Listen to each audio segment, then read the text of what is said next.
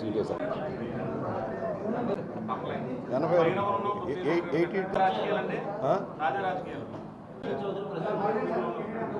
ఏంటి విషయం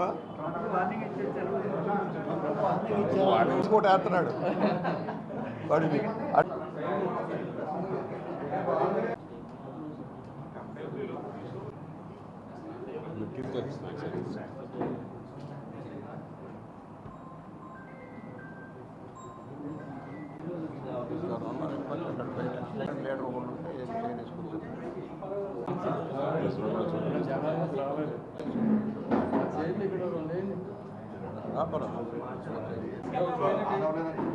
మేము చిన్నాళ్ళం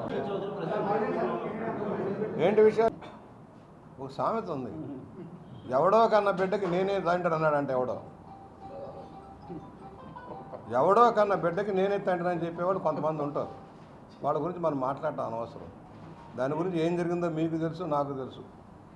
14-19 మధ్య ప్రయత్నం జరిగింది, కానీ 10th షెడ్యూల్లో ప్రాపర్టీస్ విభజన కాలే. మొండికేసి కేసీఆర్ వాళ్ళు మొండికేసి ఆస్తుల విభజన జరగనీయలే.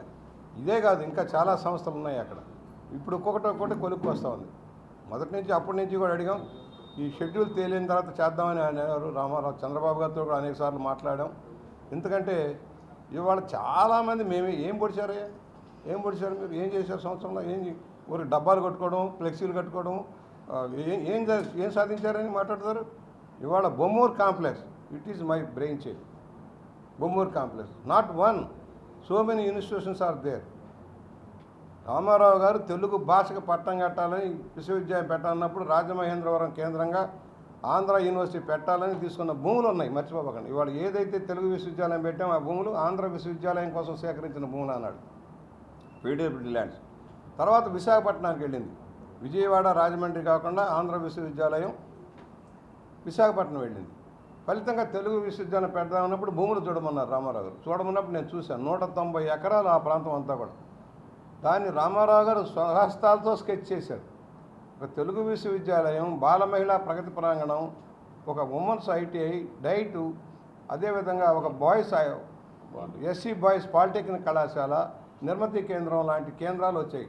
అవన్నీ రాబట్టే ఇవాళ కలెక్టరేట్ ఉన్న ప్రాంతం అంతా కూడా ఆ రోజు రామారావు గారు స్వహస్తాలతో మ్యాప్ చేసి సంతకం పెట్టి ఇచ్చిన ప్లాన్ అది.